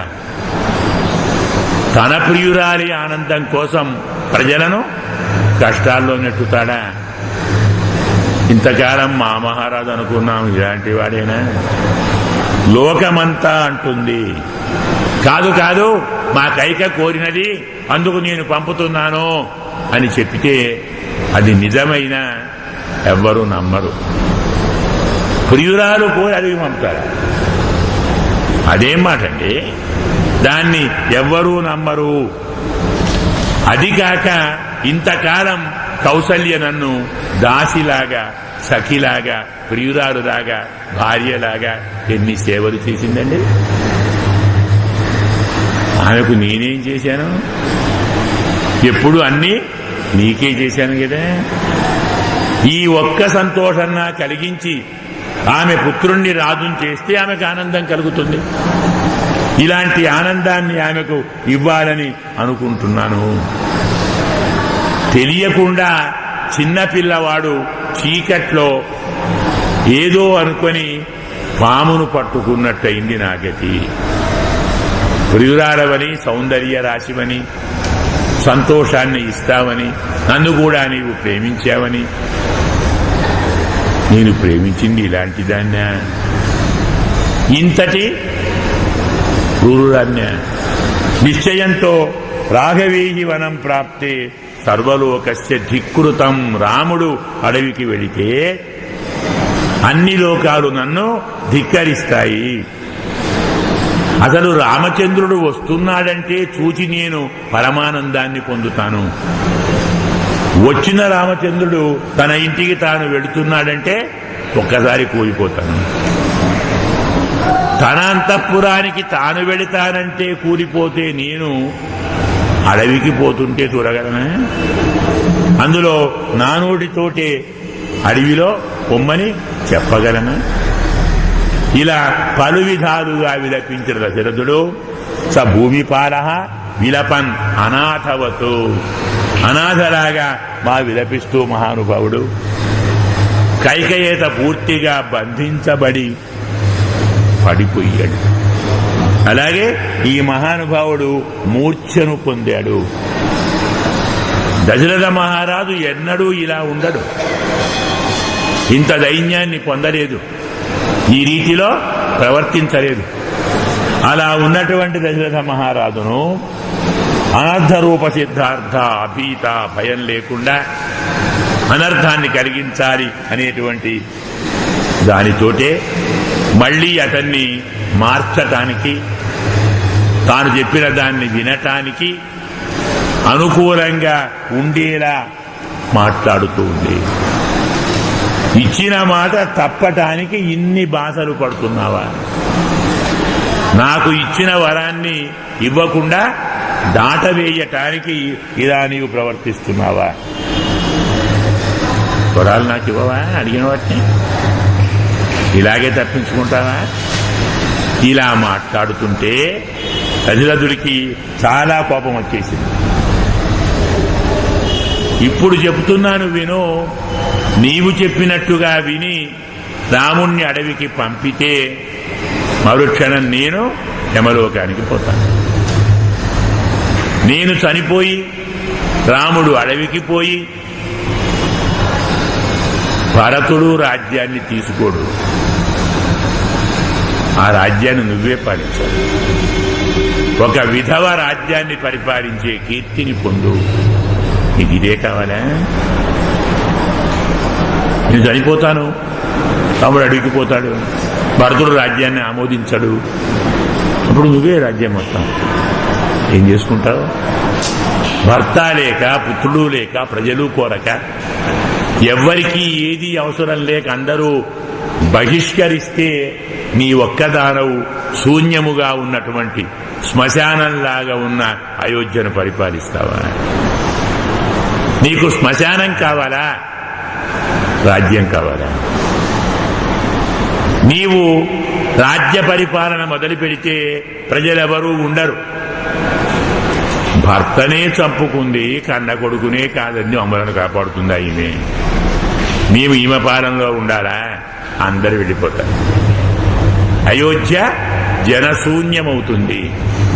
రాముడు అడవికి వెడితే అక్కడికి అందరూ పోతారు. అరణ్యం అయోధ్య అవుతుంది, అయోధ్య అడవి అవుతుంది. నీవు అడవిని పరిపాలిస్తావా? ఇలా విలపిస్తూ ఉంటే సాయంకాలం అయిపోయిందట. అస్తమభ్యవగత సూర్య అంటే తెల్లవారితే రాముని పట్టాభిషేకం జరగాలి కదా. ఇప్పుడు సూర్యాస్తమయం అయిపోయింది, రాజుగారు విలపించి విలపించి బరువుగా నిట్టూర్చి పడిపోయాడు. మళ్ళీ మేలుకున్నాడు. నీతో మాత్రం నిన్ను చూస్తూ నాకు ఈ రాత్రి తెల్లవారకూడదు అన్నాడు. నా ప్రభాతం త్వయేచ్ఛామి, నీతో కలిసి నేను తెల్లవారటాన్ని చూడకూడదు. ఎందుకు ఇలా బాధ పెడుతున్నావు? నీకు శుభం జరగాలి అంటే ఈ సంకల్పాన్ని మానుకో. రాజు మరొకసారి పాపం చేతులు జోడించి బతిలాడితే ఆమె ఏమాత్రం సంకల్పాన్ని మానలేదు. అసలు ప్రసీదదేవి రామోమే తొద్దత్తం రాజ్యం అవ్యయం, రాముడికి రాజ్యం నువ్వే ఇచ్చానని చెప్తాను, నేను కాదు. నువ్వే ఇవ్వు, ఎవరిస్తే ఏమి రాముడు రాజు కావాలి కదా. ఇలాంటి సంకల్పాన్ని పరిపూర్ణంగా మానుకో. ఇంతగా విలపిస్తున్నటువంటి మహారాజు గారి మాటలను ఆమె ఏమాత్రం పట్టించుకోలేదు. సమీక్ష పుత్రస్య వివాసనం ప్రతీక్షితౌ విసంజ్ఞ నిపపాత దుఃఖిత. రాజుగారు కుమారుణ్ణి అడవికి పంపాలన్న భావాన్ని మనస్సులో తలచుకొని మూర్ఛపోయాడు. రాత్రి తెల్లవార వస్తూ ఉంది. తెల్లవారుజామున మరి వారు రాజుగారు అందరూ లేపుతారు, వంది మాగదులు అంటాం, వారందరూ వస్తారు, లేపుతారు. పక్కవారు మరెవరో లేపుతారు. నన్ను ఎవ్వరూ లేపొద్దు ఆజ్ఞ ఇచ్చేశాడు దశరథ మహారాజు. కైక అతన్ని లేపకండి అంది. ఏదో అలసిపోయాడేమో, తెల్లవారు రాముడికి రాజ్యభార కార్యక్రమాల్లో మునిగి ఉన్నాడో అలసిపోయాడు, లేపకండి. రాణిగారు వద్దన్నారు, రాజుగారు అంటే ఎవరు లేపుతారు? దశరథ మహారాజు అలాగే పడిపోయి ఉంటే విజేష్టమానం ఉత్ప్రేక్ష ఐక్ష్వాకం మళ్లీ మొదలుపెట్టింది. కొంచెం మెలకువ రాగానే మళ్ళీ పాత పాటే మళ్లీ పాడుతుంది. నాకు నీవు ఇచ్చిన మాటను తప్పుతావా? నేనేమైనా అవుతానేమో కానీ నువ్వేం కావద్దు కదా. ప్రపంచాన్ని కాపాడేది ఏమిటి? సత్యమేక బలం బ్రహ్మ, సత్యే ధర్మ ప్రతిష్ఠిత. సత్యమే పరమాత్మ, సత్యములోనే ధర్మముండి సత్యం తమను వర్తస్వ, ఇది ధర్మే ధృతామతి. నీవు ధర్మాన్ని కోరితే నీవు సత్యాన్ని అనుసరించు. ఇచ్చిన మాట తప్పకు. ధర్మాన్ని సత్యాన్ని కాపాడు. కష్టమైన నష్టమైన బాధైన ఆడిన మాటను తప్పకుండా వికరాభ్యాంచ నేత్రాభ్యాం అపశ్యన్నివ భూమిప. ఆమె మాట్లాడుతూ ఉంటే రాజుగారి కన్నీళ్లు కారుతున్నాయి. కన్నీళ్లతో మసకబారుతుంది. కైక ముఖాన్ని స్పష్టంగా చూడలేకపోతున్నాడు. పూర్తిగా నిశ్చయానికి వచ్చాడు దశరథ మహారాజు గారు. ఇన్ని చెప్పినా, ఇంతగా చెప్పినా నీవు వినటం లేదు కాబట్టి నేను కూడా నిశ్చయానికి వచ్చాను. ఆనాడు బాల్యంలో అగ్ని సాక్షిగా వేద మంత్రములతో ఏ నీ పాణిని చేతిని పట్టుకున్నానో దాన్ని వదిలిపెడుతున్నాను. ఈనాటి నుంచి నాకు నీవు భార్యవు కాదు, నీకు నేను భర్తను కాదు. ఇక భార్య ఉంది అంటే ఏమిటి? మనస్సు పూర్తిగా కలత చెందితే ఏం మాట్లాడుతున్నారో తెలియదు కదా. అందుకే నేను ఒడికి పెడుతున్నాను. అభిషేకాయ జనః త్వరయిష్యంతి మాం. తెల్లవారుతూ ఉంది, ప్రజలు పరిగెత్తుకొని వస్తారు, ఇంకేం చేస్తారు, ఎప్పుడు చేస్తారంటారు. అలాంటి వారికి నేను ఏమి సమాధానం చెప్పాలి? రాత్రి తెల్లవారుతూ ఉంది, ధర్మంతో నేను బంధించబడ్డాను, సత్యంతో ఏమి సమాధానము చెప్పలేకుండా ఉన్నాను. అక్కడ వారికి మాట ఇచ్చాను ప్రజలకు, రేపు పొద్దున రామునికి రాజ్యాభిషేకం చేస్తానని. అడిగిన దాన్ని ఇస్తానని నీకు మాట ఇచ్చాను. మరేం చేయాలి ఇప్పుడు? ఎవరి మాట వినాలి? ప్రజలకు అన్యాయం చేయకూడదు, రాముణ్ణి అడవికి పంపకూడదు. కాబట్టి నీవే నీ మనస్సును మార్చుకొని నాకు అనుకూలంగా ప్రవర్తించు మళ్ళీ అడిగాడు. దశరథ మహారాజు కాసేపు కోప్పడుతున్నాడు, కాసేపు నిందిస్తున్నాడు, కాసేపు బెదిరిస్తున్నాడు, మళ్ళీ కాసేపు బతిలాడుతున్నాడు. ఆయన స్థితి ఏమిటి? ఏం చేయాలి? ఇంతలో తెల్లవార వస్తూ ఉంది కాబట్టి సుమంత్రుడు రాజుగారిని లేపటానికి వచ్చాడు. ఏదో మంగళాశాసనం అంటాం కదా, సుప్రభాతం అంటాం, అవన్నీ చేయడానికి ప్రయత్నిస్తే రాజుగారు లేవటం లేదు. అమ్మా కైకమ్మ, రాజుగారిని లేపు. ఎందుకు లేవటం లేదు? వాడు సుమంత్రుడు అధికారం ఉంది కదా అంటే, అమ్మా తెల్లవాళ్ళు నాన్న సుమంత్ర తెల్లవాళ్ళు రాజుగారు మేలుకొని ఉన్నారు, అలసిపోయారు, ఇప్పుడే పడుకున్నారు, త్వరలో లేస్తారులే. కానీ ఈలోపు నువ్వు పని చెయ్యి, రామచంద్రుణ్ణి తీసుకొనిరా. రాజుగారు రామచంద్రుడితో మాట్లాడుతాడట. అంటే అలాగే చెయ్యొచ్చు, కానీ ఆ మాట ఏదో రాజుగారితో వినాలి కదా. రాజాజ్ఞను పరిపాలించాలి. రాముణ్ణి తీసుకొని రమ్మని రాజంటే అలాగే వెళ్తాడు. ఆ మాట దశరథుడు, నాయనా రాముణ్ణి తీసుకొనిరా అన్నాడు. తానేదో చెప్పాలి కదా. అప్పుడు సుమంత్రుడు బయటికి వెళ్ళాడు. అతను బయటికి వెళ్లి రాముని అంతఃపురానికి బయలుదేరుతుంటే వశిష్ఠ మహర్షి వచ్చాడు. అన్నీ సిద్ధం చేసుకున్నామయ్యా పట్టాభిషేకానికి, అందరూ ఎదురు చూస్తూ ఉన్నారు, ఇంకా రాజుగారు ఎందుకు లేవలేదు? త్వరగా వెళ్లి లేపు, రాజుగారిని తీసుకొనిరా. స్నానాదులు ముగించుకొని సిద్ధపడితే రాముడు సిద్ధంగా ఉన్నాడు, ప్రజలు సిద్ధంగా ఉన్నారు. మరి గురువుగారి ఆజ్ఞ కదా. మళ్లీ వచ్చాడు. మళ్లీ మహారాజును లేపే ప్రయత్నంలో పడ్డాడు. కొన్ని మంచి మాటలు చెబుతూ ఉంటే విన్న రాజు, అప్పుడే నా ఆజ్ఞను కాదనే స్థాయికి వచ్చేశారా? నేను రాముడి తెమ్మని చెప్పాను కదా, ఎందుకు తీసుకురాలేదు? నా ఆజ్ఞను ఎందుకు మీరు త్రోసిరాదంటున్నారు? ఇంకేం చేస్తాడు? అయ్యా అలాగేనండి, రాముణ్ణి తీసుకొని వస్తాను అని బయలుదేరాడు. అందరూ ప్రజలు, మిత్రులు, పితులు సుమంత్రుణ్ణి ఆసక్తిగా చూస్తున్నారు. మొత్తం కార్యం వాడే చేయాలి కదా. సుమంత్రుడు రాముని అంతఃపురానికి వెళ్లటాన్ని చూచి, ఓ రాముణ్ణి తీసుకొని వస్తాడు, ఆ పనిలోని అందరూ ఉన్నట్టుంది, మాకు సంతోషం అని సుమంత్రుడు మళ్ళీ ఎప్పుడు తిరిగి వస్తాడా అని ఎదురు చూస్తూ వారందరూ కూర్చున్నారు.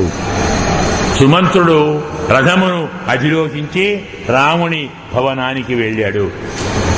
రాజమార్గంలో రాముడు రాజు కాబోతున్నాడన్న ఆనందం ప్రజలందరికీ మనస్సులో ప్రస్ఫుటంగా కనపడుతుంది.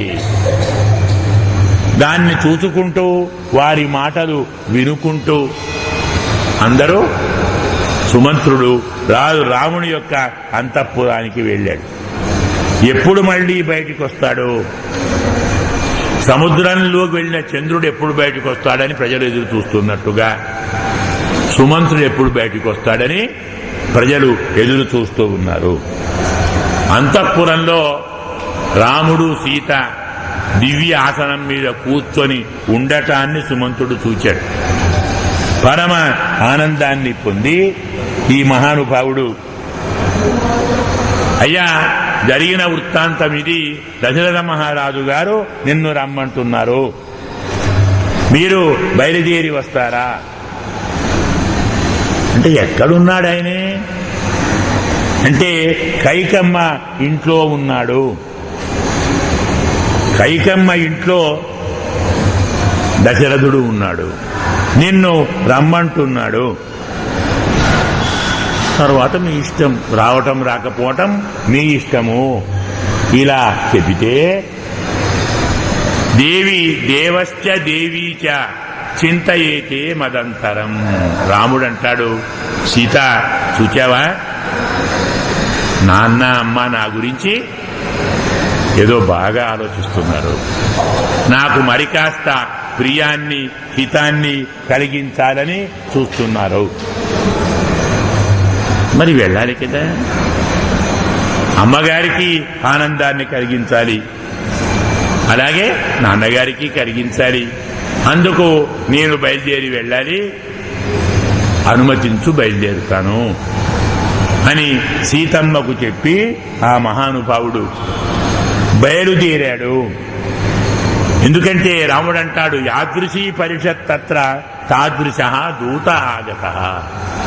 అక్కడ ఎలాంటి వారు ఉన్నారో అలాంటి దూతే ఇక్కడికి వచ్చాడు అని సంతోషంగా రాముడు బయలుదేరితే సీతమ్మ అతని మెడలో ఒక పూలమాల వేసి అతన్ని సాగనంపటానికి వెనక వచ్చినది. ధర్మశాస్త్రం ఏమిటంటే బయటికి వెళుతున్నటువంటి భర్తను భార్య సాగనంపాలి కదా, వెంట రావాలి. ఎక్కడి దాకా రావాలి? ద్వారం వరకు రావాలి. ద్వారం దాటి వచ్చినది అంటే ప్రమాదం, త్వరగా మళ్ళీ స్వామి వెనక్కు రాడని అర్థం. రాకూడదు కూడా, అంతవరకే రావాలి. కానీ రాముని మీది ప్రేమతో స్వామి వెళుతున్నాడే అన్న విరహ బాధతో ఆ విషయాన్ని కాస్త మరిచిపోయి కడప దాటే ప్రయత్నం చేసింది. రాముడు ధర్మాత్ముడు కదా, తాను ధర్మంగా ఉంటాడు, తన వారిని ధర్మంలోనే ఉంచుతాడు. మరి తన భార్య ధర్మాన్ని తప్పితే ఊరుకుంటాడా? అందుకే వెంటనే తన మెడలోని పుష్పమాలను ఆమె మెడలో వేశాడు. రెండు చేతులు పట్టుకొని బయట వేయబోతున్న అడుగును పట్టుకొని లోపడబెట్టాడు. అంటే కాలు బయట వేయకు. దీన్ని ఏమంటారు శాస్త్రంలో? సమ్మానము అంటారు. చెప్తాడు స్వామి, పతి సమ్మానిత సీత. భర్తతో సమ్మానం చేయబడిన సీత భర్తారం అసితేక్షణ ఆద్వారం అనుభవ రాజ మంగళాని అభిదధ్యుషి. భర్త చేత సమ్మానం పొందింది. సమ్మానం అంటే ఇది అన్నమాట. పెద్దవారు చిన్నవారికి చేసేది సమ్మానం, చిన్నవారు పెద్దవారు చేసేది సన్మానం. రెండున్నాయి, ఒకటి సన్మానం, మరొకటి సమ్మానం. మనకు తిరుప్పావులో యాం పెరు సమ్మానం కూడారై వెల్లుం సీరు గోవింద ముందన్నై పాడి పరైకొండు యాం పెరు సమ్మానం. ఇది సమ్మానం. ఆనాడు ఎలా రామచంద్రుడు సీతమ్మ పాదాలు పట్టుకున్నాడో నీవు మా పాదాలు పట్టుకోవాలని గోపమ్మ కృష్ణుడిని అడిగింది. ఈ ఘట్టం. అందుకే సీతమ్మ భర్తతో సమ్మానాన్ని పొందిన సీతమ్మ లోపటే ఉండి భర్తకు మంగళాశాసనం చేసినది. ఎక్కడికి పోతున్నాడేనే? కైకమ్మ ఇంటికి పోతున్నాడు. ఈ అంతఃపురం ఇక్కడ, అంతఃపురం అక్కడ. ఇక్కడి నుంచి అక్కడికి పోయే ముందు భార్యగా భర్తకు మంగళాశాసనం చేస్తూ ఉంది. రాజ్యం ద్విజాతిభిర్జుష్టం రాజసూయాభిషేచనం కర్తుమర్హతి తే రాజా వాసవస్యేవ లోకకృత్. సీతమ్మ కూడా రాముడు ఇప్పుడు రాజు కావటం ఇష్టం లేదు. అందుకే స్వామి రాజ్యం ద్విజాతిభిర్జుష్టం, బ్రాహ్మణ చేత బాగా అనుభవించబడినటువంటి రాజ్యము. రాజసూయాభిషేచనం, అనేక రాజసూయాగాలు చేసి అభిషేకం పొందినటువంటి రాజ్యము. అలాంటి మీ నాన్నగారు నీకు రాజ్యభట్టాభిషేకం చెయ్యాలని కోరుకుంటున్నాము. కర్తుమర్హతి తే రాజా వాసవస్యేవ లోకకృతు. బ్రహ్మ ఎలా ఇంద్రుణ్ణి అభిషేకం చేశాడో మీ నాన్నగారు నిన్ను అలా అభిషేకం చెయ్యాలి. పట్టాభిషేకం కంటే ముందు నీవు కొన్ని పనులు చేయాలి. దీక్షితం వ్రత సంపన్నం వరాజనధరం శుచిం కురంగ శృంగపాణించ పశ్యంతి త్వాం భజామ్యహం. నీవు రాజుగా ఉండగా నేను చూడాలి. ఎలా ఉండగా? నీవు దీక్షను స్వీకరించాలి, వ్రతంలో ఉండాలి, జింక చర్మాన్ని ధరించాలి, పరిశుద్ధుడిగా ఉండాలి, జింక కొమ్మును చేతిలో పట్టుకోవాలి. అలా ఉన్న నిన్ను నేను చూడాలి. మనకేం అర్థం కాదు కదా. ఏం కోరింది సీతమ్మ? పట్టాభిషేక సమయంలో కూడా రాజుగా దీక్ష, ప్రజాపాలన వ్రతం. రాజుగారు సింహాసనం మీద జింకచర్మ వేసుకునే కూర్చుంటారు, దాన్నే ధరిస్తారు. సింహాసనం మీద కూర్చున్నప్పుడు పొరపాటున దురద పెడితే గోరుతో గీక్కోకూడదు, గోరు పనికిరాదు. అందుకే లేడి కొమ్ము ఇస్తారు, ఆ కొమ్ముతో గీక్కోవాలి, దురద పోగొట్ట.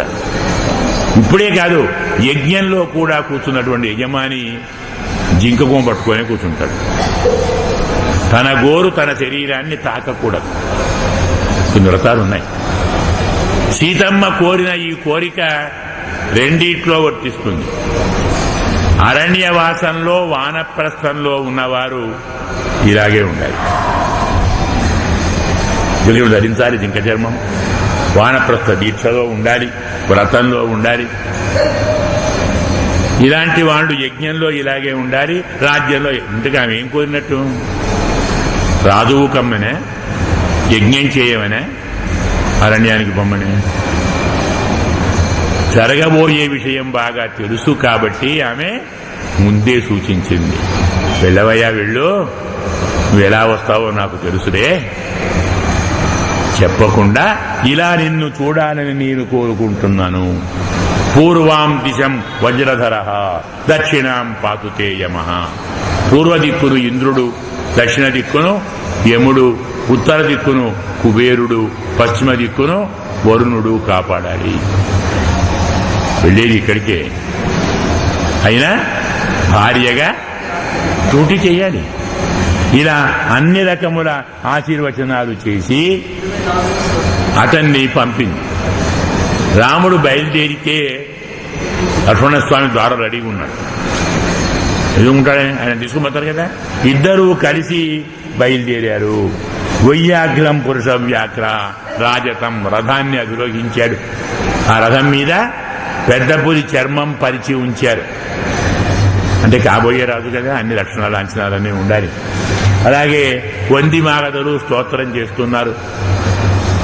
ఛత్రచామరాలు సిద్ధంగా ఉంచారు. ఇవన్నీ స్వీకరించి నాన్నగారి దగ్గరికి వెళుతున్నాడు. రథం మీద నాన్నగారి దగ్గరికి వెళుతూ ఉంటే రామచంద్రుడు ఇప్పుడు రాజుగారి దగ్గరికి వెళుతున్నాడు. ఎప్పుడు త్వరగా బయటికి వస్తాడు? ఎప్పుడు మేము ఈ మహానుభావుణ్ణి రాజుగా చూస్తాను? ఎలా మేము ఇతన్ని రాజుగా చూస్తాము? ఎంతటి మహానుభావుడు రాముడు అని రాముని ఉత్తమ గుణాలను వారంతా తలుచుకుంటూ చెప్పుకుంటూ సంతోషిస్తున్నారు. ప్రజలు మాట్లాడేటువంటి ఆ మాటలన్నీ వినుకుంటూ వారిని అభినందించుకుంటూ రామచంద్రుడు కైకేయి భవనానికి చేరుకున్నాడు. ఈ మహానుభావుడు మళ్ళీ ఎప్పుడు తిరిగి వస్తాడు? ఎప్పుడు రాముణ్ణి మేము చూస్తాము? ఎప్పుడు రాముణ్ణి రాజుగా చూస్తాము అనే పరమ ఆనందంలో ప్రజలంతా ఉంటే రామచంద్రుడు అంతఃపురంలోకి వెళ్లి ఎదురుగా నాన్నగారు కూర్చొని ఉండటాన్ని చూచాడు. ఎలా ఉన్నారు నాన్నగారు? విషణ్ణ, విచారంతో ఉన్నాడు, దుఃఖంతో ఉన్నాడు. ముఖం కాస్త వాడిపోయింది, నోరు కాస్త ఎండిపోయింది. అయినా ధర్మం ప్రకారం తండ్రికి తల్లికి నమస్కారం చేశాడు. మహానుభావుడు దశరథుడు రామ అన్నాడు, పడిపోయాడు.